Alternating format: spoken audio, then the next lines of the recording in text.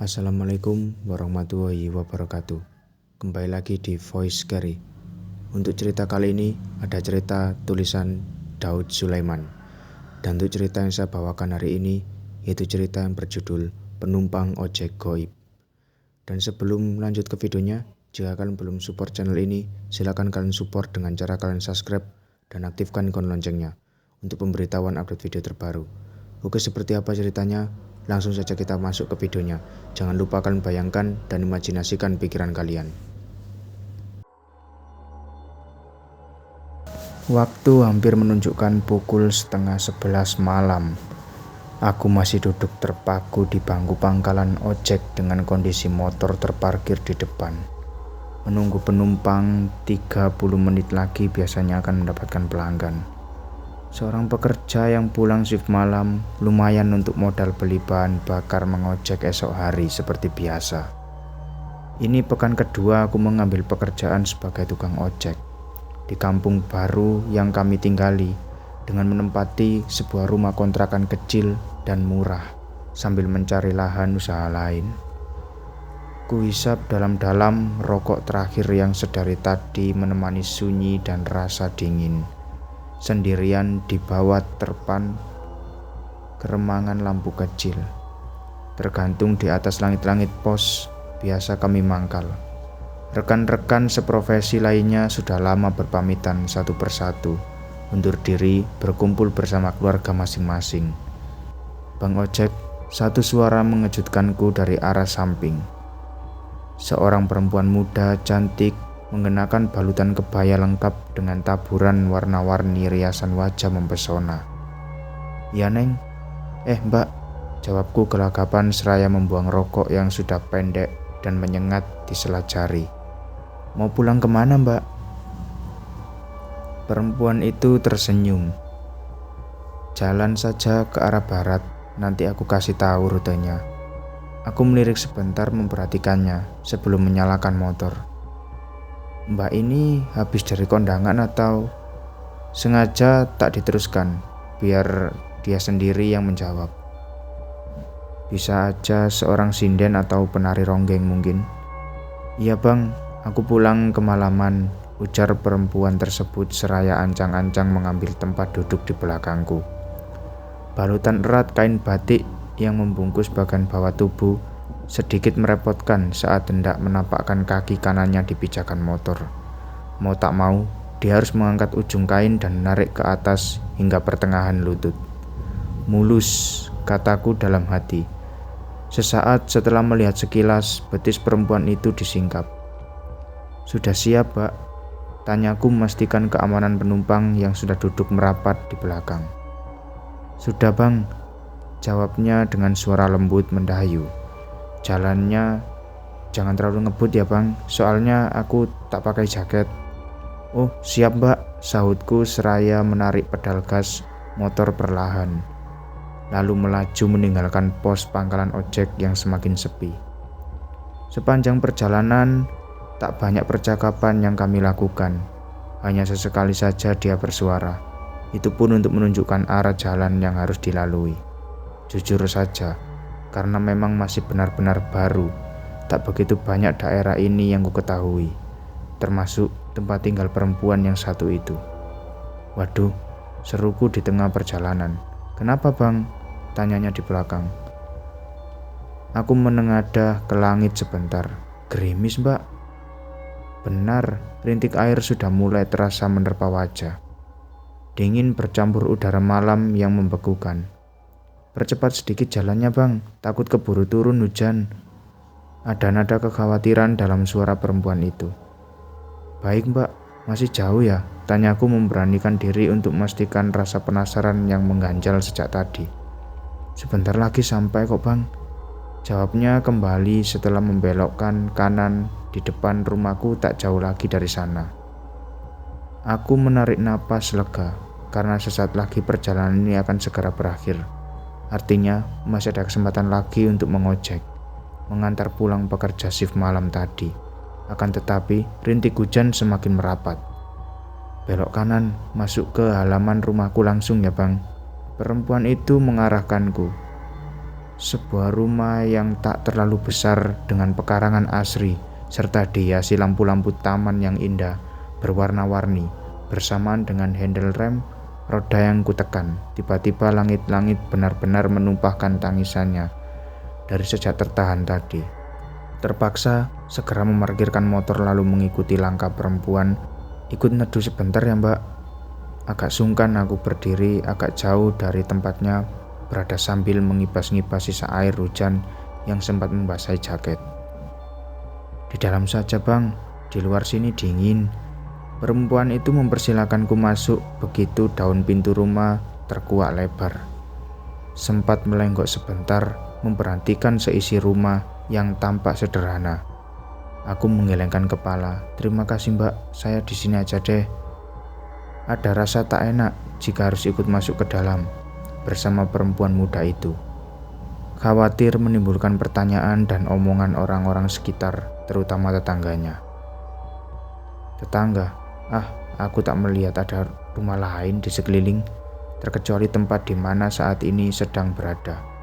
Mungkin saja, semakin tak karuan saja isi kepalaku ini. Masuk saja bang, sambil nunggu hujan reda, sahut perempuan itu kembali di ambang pintu. Atau mau kubuatkan kopi?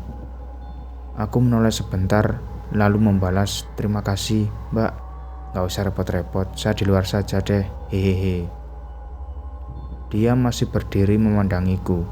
Abang khawatir ya? Dia tersenyum simpul. Khawatir apa ya mbak? Aku mulai bingung, tapi yang jelas sih uang ongkos ojeknya belum dibayar. Saya sendirian kok di sini, imbuhnya. Kemudian abang tak usah khawatir terjadi apa-apa. Mendadak aku menoleh, menatap lekat perempuan itu lebih lama. Maksudnya terjadi apa-apa bagaimana mbak? Dia tersenyum lalu menjawab, kalau hanya sekedar numpang berteduh di dalam, tak masalah kok bang. Lagian hujannya masih lebat dan mungkin akan lama berhenti. Aku tak membalasnya. Tapi kalau sekedar numpang duduk di dalam sambil menikmati secangkir kopi panas, mungkin tak apa-apa. Lagi pula tadi siang aku baru saja bersih tenggang dengan istri sendiri. Biasa, hal sepele, masalah keuangan rumah tangga. Rasa kesal ini masih membekas hingga sekarang. Pulang lebih telat dari biasanya, bisa aku jadikan alasan agar istri bisa lebih memahami arti sebuah kata menghargai seorang suami. Apa hubungannya ya? Entahlah. Namun tiba-tiba saja terbesit untuk tak ingin mengecewakan tawaran perempuan muda itu, masuk ke dalam rumah dan menikmati hidangan kopi. Silakan dinikmati bang. Perempuan muda itu menyodorkan secangkir kopi begitu aku duduk di atas kursi empuk. Terima kasih ya mbak. Aku tersenyum seraya menyambut jamuannya. Oh iya, saya warga baru di kampung ini, jadi mohon maaf jika sepanjang perjalanan tadi banyak bertanya. Perempuan itu duduk berhadapan memandangku dengan seksama, disertai senyumannya yang tak berhenti. Ya aku tahu itu, makanya aku bilang tadi, sambil jalan aku kasih tahu rutenya kan. Aku mengangguk. Sambungnya kembali, oh iya, kenalkan bang, namaku Ayu. Saya Ferdi mbak, balasku dengan mata sedikit sayu berat. Tiba-tiba saja kantuk mulai datang menyerang, padahal baru saja menyeruput cangkir kopi. Aku tinggal sendiri di sini bang. Dia mulai bercerita, rumah ini adalah peninggalan kedua orang tuaku. Oh, aku semakin tak kuat menahan kantuk yang semakin mendera. Beberapa kali pandangan ini harus dibuang jauh-jauh. Begitu mata perempuan muda cantik menatap lekat-lekat, betis putih dan mulus itu kembali terkuak indah saat kakinya berganti tumpah tindih. Godaankah ini? Sebenarnya ingin sekali bertanya lebih jauh, semisal tetangga, sekitar rumah, namun urung kuucapkan. Mata ini benar-benar tak bisa diajak kompromi, sampai tak fokus mendengarkan suara indah perempuan itu bercerita tentang dirinya. Sampai kemudian, aku pun tak sadar tertidur pulas di atas kursi, masih dengan kondisi pakaian setengah kuyup, bekas kehujanan tadi. Bang, bangun bang, seru satu suara sambil menggoyang-goyangkan bahuku. Menguap sebentar, aku membuka mata perlahan, menatap sesosok wajah asing diterpa sinar mentari pagi. Ya Tuhan, aku bangkit sambil celingukan. Di mana ini? Sosok tadi menatapku dalam-dalam. Abang tidur semalaman di sini? Aku menoleh ke arah sosok asing tersebut, seorang laki-laki muda yang masih berdiri di samping. Kamu siapa? Dia tersenyum sebentar. Saya warga kampung sini, Bang. Lagi nyari rumput dan kebetulan lewat. Saya lihat abang tergeletak di sini. Saya pikir abang pingsan atau bagaimana gitu. Aku menyapu pandangan sekitar. Sebuah lahan luas penuh ditumbuhi rerumputan ilalang, serta beberapa buah gundukan tanah berhiaskan bebatuan dan batang pohon Kamboja tertancap di atasnya. Mengapa saya ada di sini? Aku mulai bergidik takut. Bagaimana tidak? Tiba-tiba saja mataku tertuju pada sebuah papan persegi yang menancap persis di ujung gundukan tanah di sampingku. Nyimas Ayu, begitu bunyi tulisan yang terdapat di sana. Abang tidur di sini semalaman. Sosok muda itu kembali bertanya, disertai ratu wajah heran. Saya nggak tahu, jawabku seraya bangkit dan menjauhi gundukan makam tadi. Siapakah Nyimas Ayu? Dia perempuan cantik kembang kampung ini, Bang. Meninggal beberapa bulan yang lalu akibat bunuh diri, jawab sosok muda tadi. Bunuh diri? Desisku seakan tak percaya. Iya, bunuh diri karena ditinggal mati kekasihnya sesaat sebelum acara pernikahan yang mereka gelar. Ya Tuhan, aku tersurut. Bagaimana bisa? Ceritanya mereka adalah pasangan kekasih yang akan segera menikah. Pagi hari sebelum acara ijab kabul dilaksanakan, rombongan pihak pengantin laki-laki mengalami kecelakaan di tengah jalan. Sayang, si mempelai laki-laki itu meninggal dunia di tempat kejadian. Rupanya kejadian itu tak bisa diterima oleh pihak pengantin perempuan Nyimas Ayu. Lalu dia gantung diri di kamarnya, tutur sosok laki-laki itu. Tragis sekali, tapi bagaimana mungkin semalam aku bisa bertemu dengan sosok yang sudah mati? Abang sendiri bagaimana bisa sampai ada di sini? Tanyanya kemudian. Aku menoleh setelah sekian saat menatap lama nisan kuburan di depan. Aku hanya mengantar seorang penumpang perempuan ke sebuah rumah. Dia mengaku hanya bernama Ayu. Lagian semalaman hujan lebat dan aku hanya numpang berteduh di rumah itu sampai tak sadar ketiduran.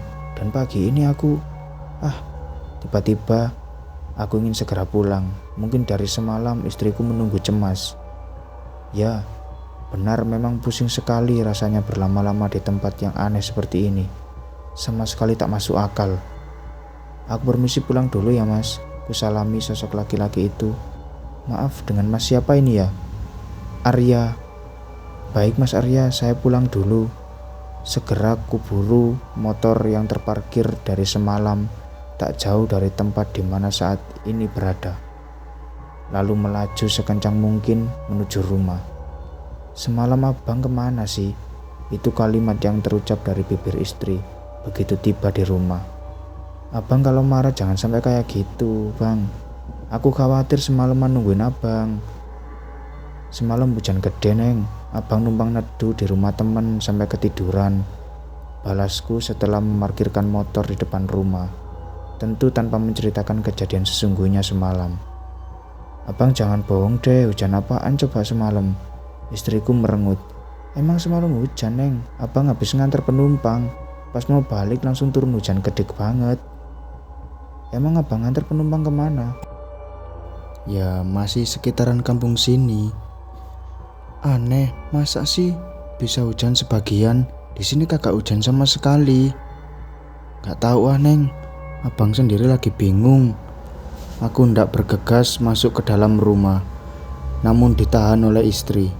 Apalagi Neng?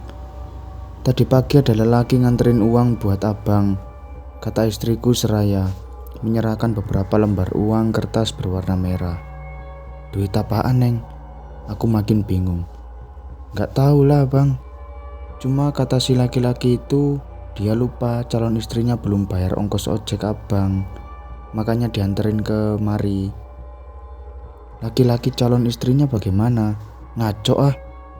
Aku langsung teringat pada sosok Ayu yang mati mengenaskan, seperti yang diceritakan laki-laki muda di area kuburan tadi pagi. Kamu kenal laki-laki tadi? Ya enggak lah bang, dia cuma nitip pesan, uang ini kasihin sama abang. Alasannya karena kekasihnya lupa belum bayar ongkos ojek. Istriku bertutur, kalau nggak salah laki-laki itu bernama Arya. Arya? Abang kenal? Aku menggelengkan kepala, nama itu persis dengan laki-laki yang ditemui tadi di kuburan. Lalu kekasihnya Mas Ayu yang meninggal itu? Siapa pula Arya yang pagi-pagi mengantarkan uang ongkos ojek ke rumah? Sosok samakah atau hanya faktor kebetulan belaka? Aku pusing sekali. Rangkaian cerita yang penuh misteri dan tak masuk akal. Akan tetapi semenjak kejadian itu, tiba-tiba usaha jasa ojekku semakin laris. Tak seperti biasa, hampir setiap hari selalu mendapat banyak penumpang. Tentu saja, itu berimbas langsung pada pendapatan ekonomi keluarga. Anehnya, hal itu justru tak dialami oleh rekan-rekan seprofesi lainnya. Sekarang lu ngapa jarang mangkal di pangkalan ojek, Fer? Tanya salah orang teman ojekku. Ya ngojek lah sama kayak lu, jawabku sambil menghitung hasil usaha yang melebihi harapan hari itu. Ngojek apaan?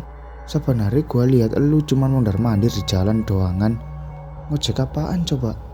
Temenku menggaruk kepalanya yang tiba-tiba gatal. Lah, ini buktinya gue udah dapat duitnya. Tiap hari ada aja yang pakai jasa gue. Makanya jarang nongkrong di pangkalan. Kuperlihatkan lembaran uang banyak di tangan padanya.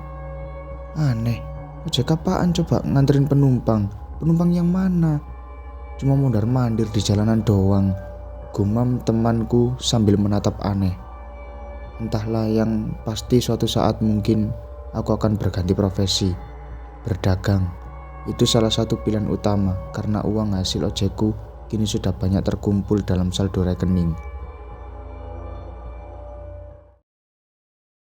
Oke, sampai di sini dulu ceritanya. Agar tidak ketinggalan cerita-cerita horor menarik lainnya, silakan kalian subscribe channel ini dan hidupkan ikon lonceng notifikasinya. Wassalamualaikum warahmatullahi wabarakatuh.